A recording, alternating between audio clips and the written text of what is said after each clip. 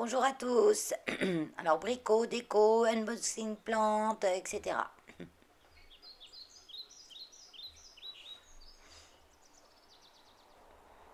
Donc, on commence par le abricot. Donc, je me suis attaquée à ma buanderie, qui est également la pièce où sont mes deux petits pionus en liberté.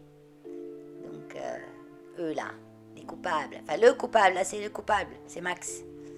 Max le dévoreur. Vous voyez, Max, ici j'avais une étagère, il montait dessus, il m'a dévoré le mur. Et oui, Lola, elle essaye bien de lui expliquer de temps en temps, faut pas manger tout, Max, etc. Mais lui, son boulot, c'est dans la nature de préparer le nid. Donc le nid, c'est on coupe du bois dans les arbres, on fait des trous dedans, et puis voilà. Là, j'avais été obligée de mettre un morceau de bois justement au-dessus du placard parce qu'il montait au-dessus du placard et il commençait de me bouffer le plafond. Ouais, oui. Donc là, au-dessus de ce placard-là, il avait tout dévoré. Hein. Donc ben, j'ai carrelé. J'ai des carreaux que j'ai récupérés, que j'ai eu gratos. Hein. C'est normalement des carreaux qui vont par terre. Ils font effet du bois vieilli, lame de parquet bois vieilli. Donc j'ai décidé de les mettre au mur, moi.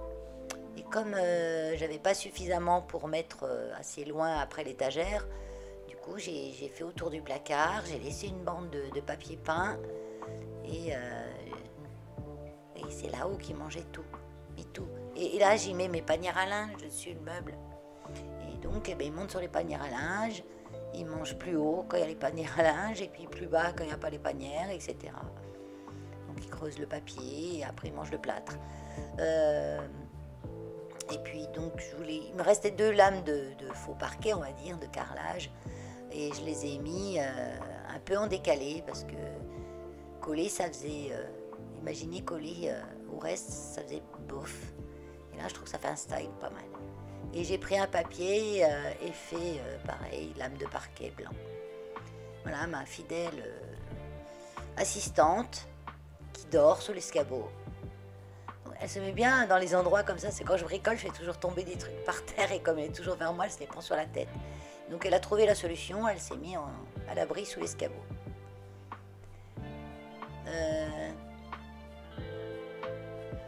On fait un petit tour et là, il y a mes panières dessus.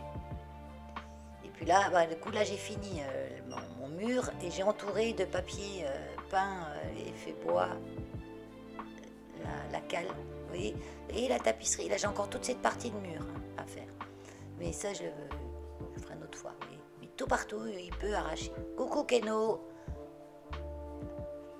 Voilà, là, c'est leur endroit où ils dorment. Le petit perchoir, là ils dorment. Voilà. Le lendemain, j'ai été à Jardiland pour faire je sais plus quoi. Voir comme ça une petite coup de détente. J'ai trouvé ce petit pot en verre à 3 euros, ce cache-pot, sympa, effet bonhomme. Par contre, la couleur, j'aime pas du tout. Donc j'ai acheté, j'ai pas acheté, j'avais de la peinture acrylique blanche qu'on trouve à Action en tube. Là, je vous l'ai montré juste avant. Et puis je vais le repeindre. Pur, hein. Enfin, je vais pas diluer la peinture, hein. On la met. J'y vais avec le pinceau de compète et je la repeins.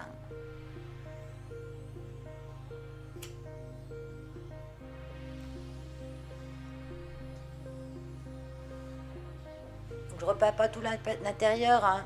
Je repeins, vous voyez, 3-4 cm, histoire qu'on ne voie pas le verre quand il est posé. Puis après, à l'intérieur, de toute façon, il y aura un pot. Hein. Bon, j'aurais pu le faire directement en pot percé. Mais bon, je n'ai pas voulu oser. Il est quand même assez épais. C'est de la terre cuite, hein, assez épaisse. Donc je me suis dit non, je vais faire un cache-pot. Et comme il est un peu profond, je vais mettre des billes d'argile au fond. Comme ça remontera à la hauteur de mon pot. Donc des billes d'argile ou des gravier, ce que vous voulez. Si vous avez le cas d'un cache-pot trop profond, il faut mettre simplement une épaisseur d'un matériau quelconque en dessous. Moi, je préfère les billes d'argile parce que elles vont servir à ma plante en même temps. C'est-à-dire que quand je vais arroser l'eau du pot qui va s'écouler du pot de plantation, aller dans les billes d'argile et elles vont s'hydrater et redistribuer tout doucement cette humidité. Que ça, vous l'aurez pas avec des graviers ou des cailloux. Surtout qu'avec des graviers ou des cailloux, si vous arrosez, que l'eau stagne et que la plante la reprend cette eau par capillarité, ça va faire une eau calcaire. Les graviers, les cailloux, c'est calcaire. Et le calcaire, c'est pas bon pour les plantes. Donc sur ce cache-pot, j'ai mis 3 couches, je crois. En laissant sécher bien 2 heures. J'ai dû laisser sécher au moins 2-3 heures entre chaque couche. Il y a même la dernière couche, je crois que je l'ai fait que le lendemain. Parce que cette peinture, elle est bien, hein, elle est pas chère, elle est bien, mais elle n'est pas très couvrante. C'est une peinture de moyenne qualité. Mais elle fait le job. Voilà, pour le prix, voilà.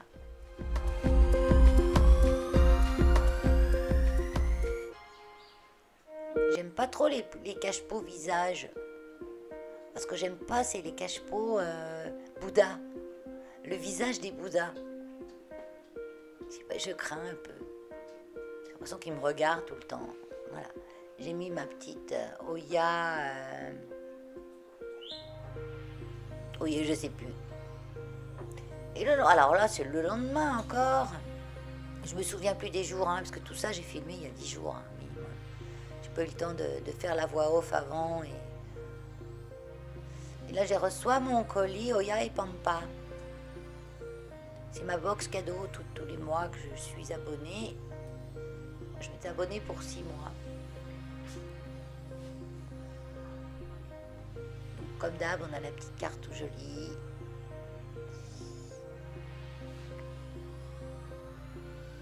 Ce que je raconte.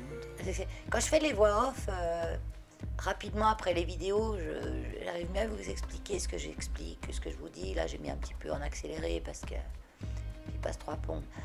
Elle est jolie la carte, là, la photo avec le dessin. Voilà, c'est un simple Dracadea, Dracanea tricolore. Je ne l'avais pas, parce que c'est une plante qui est assez simple. Et pas si simple que ça l'entretien. Donc elles poussent, quand elles sont vendues, souvent elles poussent sur des troncs comme des yuccas. Je pense que vous connaissez, il y en a certaines sont toutes vertes. Celle-là, elle est 3 couleurs, elle est assez jolie. C'est une plante que j'arrivais pas à garder, moi. C'est pour ça que j'en ai jamais racheté. Bon là, elle fait partie de la box, donc je vais m'en occuper. C'est des plantes qui n'ont pas besoin de beaucoup d'eau. Il faut arroser quand le terreau est bien sec, mais quand même qui ont besoin d'une certaine humidité ambiante. Donc à vaporiser régulièrement ou mettre dans une pièce où l'air est humide. De toute façon, quand vous avez des plantes, moi je vous conseille toujours d'avoir un hygromètre. Hein, c'est un petit appareil qu'on achète sur Amazon, moi je les paye 10 balles. Et ça vous donne une idée du taux d'hygrométrie. Parce que certaines plantes, à moins de 40%, elles ont énormément de mal. Et ce que ça donne, je vous mets en incrustation ce que ça donne. Parce qu'en fait, le tronc, les feuilles du bas dépérissent, hein, et c'est naturel, et c'est là qu'elles forment le tronc.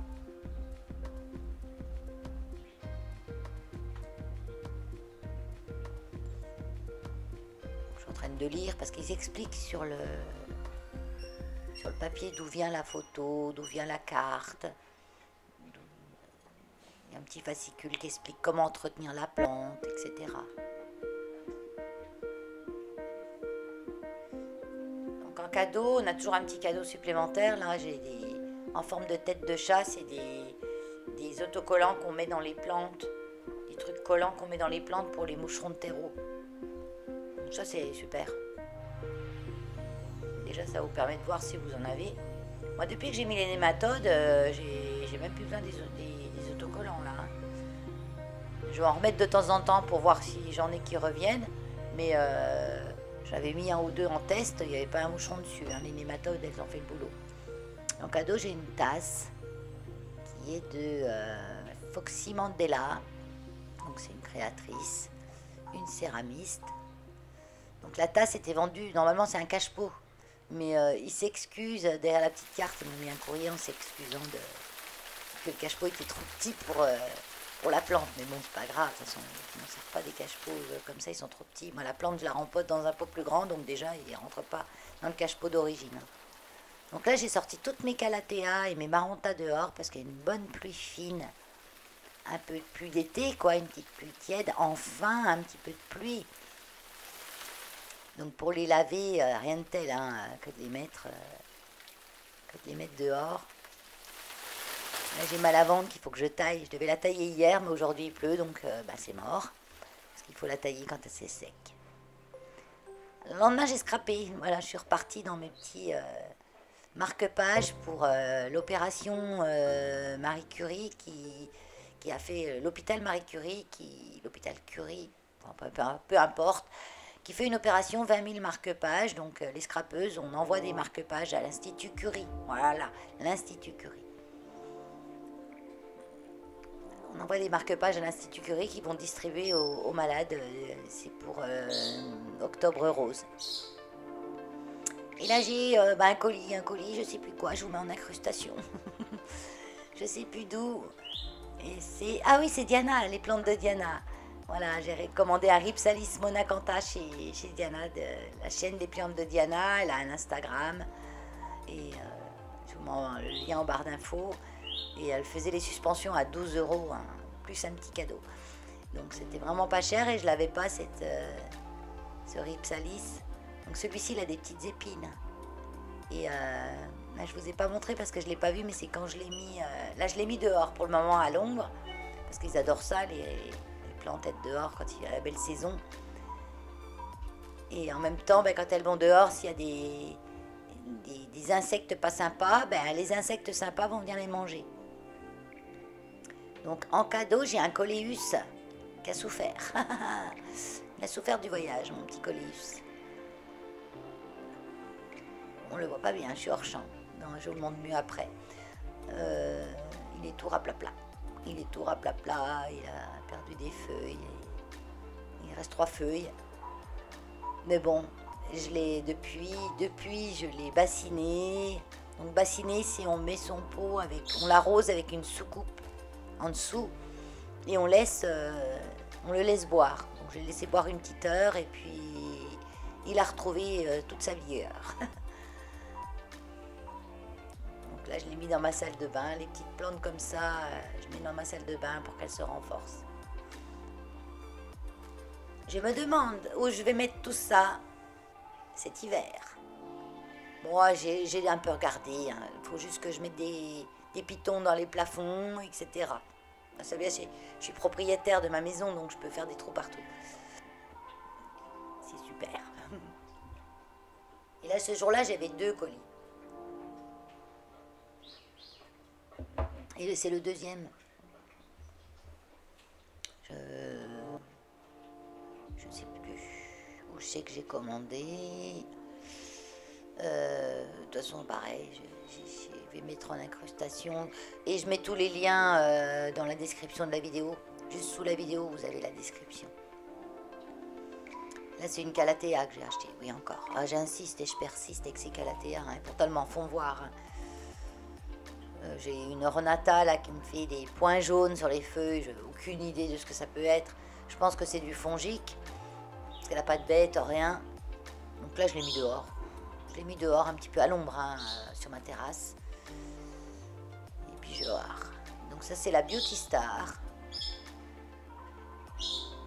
Donc je les commande parce que je ne les trouve pas dans les magasins. C'est toujours les mêmes choses. Enfin, chez moi, il n'y a rien de spécial. Nos jardineries où j'habite, c'est basique, de chez basique et toujours les mêmes. Donc la Beauty Star, je pense qu'elle a besoin de quand même pas mal d'humidité parce qu'elle est... Bon, là, elle est jolie, elle a juste une petite feuille un peu sèche au bout. Donc, mais je l'adore. Elle a un peu de rose, elle est super chouette. Je dis bye bye, mais c'est pas fini, Si, c'est fini,